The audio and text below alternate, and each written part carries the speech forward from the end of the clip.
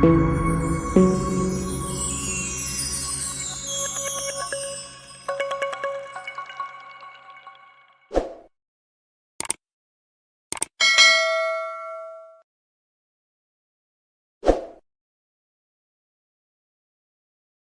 back, viewers. In today's video, we are going to check out the system section of Mageia Control Center. So, in earlier three videos, we have checked out the software management, hardware and the network and internet uh, settings section of Mageia Control Center. And today, we are going to check out the system section. So, let us start.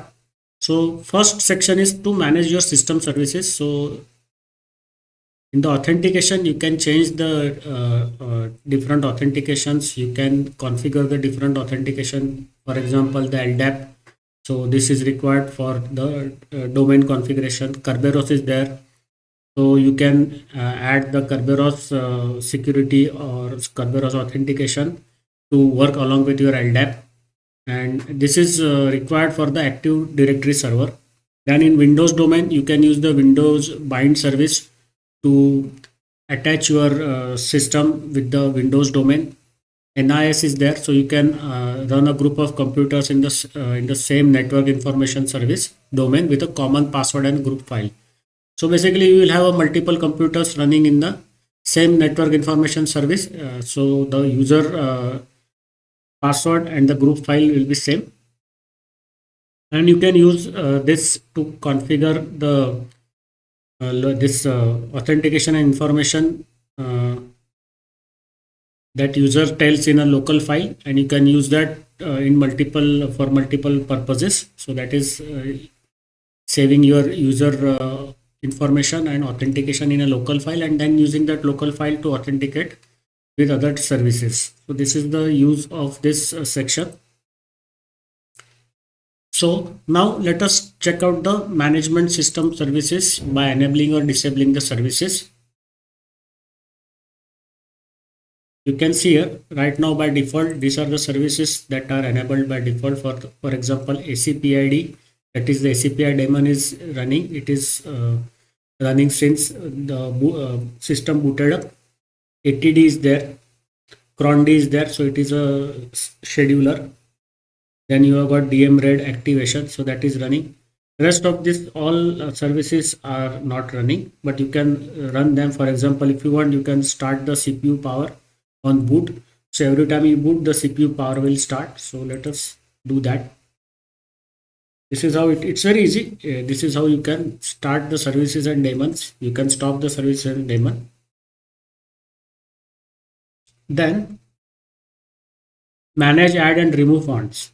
So you can check out the font list. It is given here, and you can add the fonts to your system. So it's very easy. For example, if I want the monospace font, I will just click here. Then I will import. Hit the import button and just click add. Okay, so this is just for importing the font file. So this is the preview, and then I think the options will be there. Abbey World is also there. Choose the applications that will support the fonts. So you can choose the applications which will support the monospace font. So right now GoScript, LibreOffice and generic printers will support it. If you want, you can add the Abbey World also. You can also uninstall this. You can import more fonts, and there are some options also.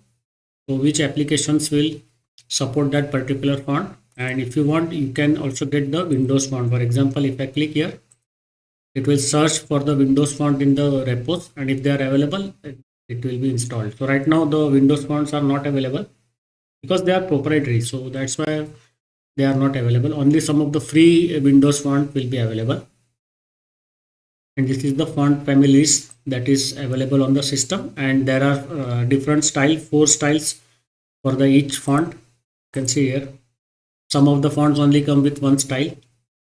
Monospace has four styles. You can basically manage the font size, the font style and the fonts using this application, and you can import some more fonts. Now we come back to the system section of Mageia Control Center, and let us check out the localization settings. So you can manage date and time using this. So you can also enable the network time protocol. So your system remains updated with the network time, and you need not manually update the system time to time. And you can also configure the servers. For example, I will use the server from India if possible. Yes, India is there. So I will use the server from India to keep my system time updated, and I will just press OK. And also you can restart, you can change the servers, you can disable, enable the network time protocol. You can also do manual configuration of day, date, time. So all possibilities are there in this application. Now we will come to the manage localization for your system. So here you can change the languages. You can install the languages, uninstall the languages that you want to uh, remove. So only right now the option is between the different English languages. For example, English American, Australian, Canadian, Ireland, New Zealand, and English South Africa. I think you will be able to add the advanced. So in only advanced, only old compatibility for the non-UTF encoding is there. I think there should be way to add more languages. Let us check out. So not much options are here. I think they should have given us more options. Okay, so now we are changing the country, local country we are going to change, and we have successfully done the change from United States to India for the country.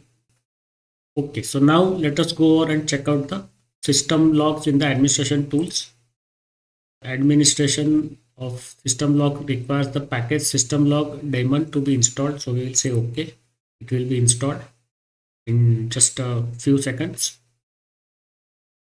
And then we can check out the system logs. Okay, so now what we will do is we will just cancel this, come back, and again we will search because the rsync requires to be started. So we will just check out the messages. Save. Let us see what happens. Or we can check out ACPI. Let us check out the ACPI messages. Or we can even just check out the,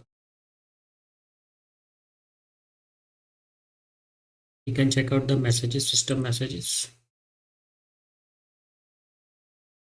Tracks is there. Temp, nothing is there. Yes, we can check out the install log. Let us check out the install log.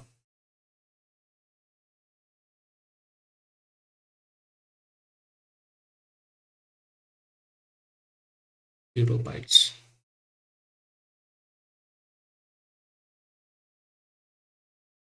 Yes, let's check out the install log. It is not showing anything. We require some options. Okay, let us see what happens.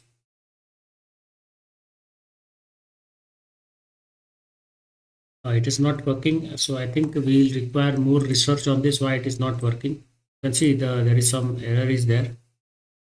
So there is no such, I think we will require a restart before this can work. So anyway, we will just cancel this. But this is the way you have to first enable it. Then you have to restart your system, and then only the this we can say system logs can start logging the system messages. Next is open console as an administration. So this console is as a administrator, and then you can do many of the privileged tasks using this terminal or console as an admin. Then you have to manage the users on your system. So here you can manage the users on the system.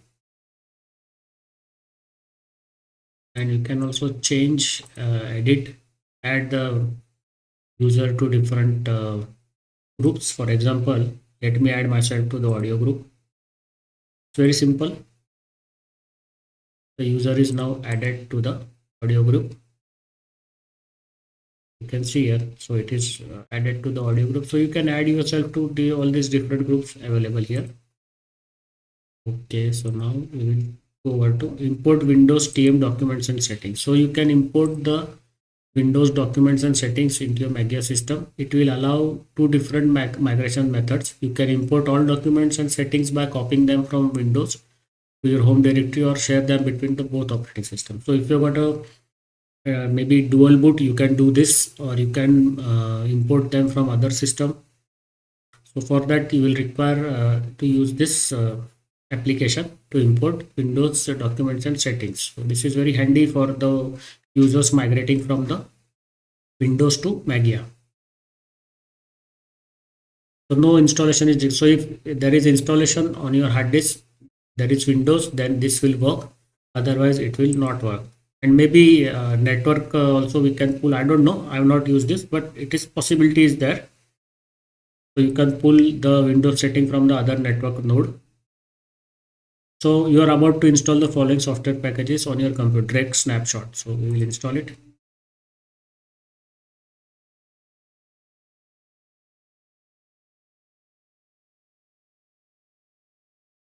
This will be used to take the system backup as a snapshot. Now let us try to click this.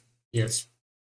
So you can enable the backups using this tick box. You can backup the whole system also using this tick box. Where to backup, you have to give the path. For example, let me give the path to say, let me give the path computer, where is home? Yes. So in computer home SAM, I will create a path. Done. So now I have to enable this. That is also done. Let me check. So the backup list is there, which folders you want to backup. So by default home, etc, that is the system configuration, and the user folders or the directories are getting backup. And you can also exclude certain directories if you don't want. Let me go back now again. That's it. Now what you have to do is you check. That's it. So I think it will update, it will take a backup from time to time. But where is this settings to schedule the backups? So that is, I don't see it is shown here. So I don't know how it will take the backup. So it is manual or it will be automatic. That is not ascertained from here, because you see in the menu there are not many options available to schedule the backups or to do the manual backups. Nothing is given. So we'll have to investigate this in further, and maybe in some other video I will we will check out and let you know. So in today we have completed the system settings in the Mageia control center. So this is the system section. All the system configuration and administration can be done from here. See you in the next video. Bye bye.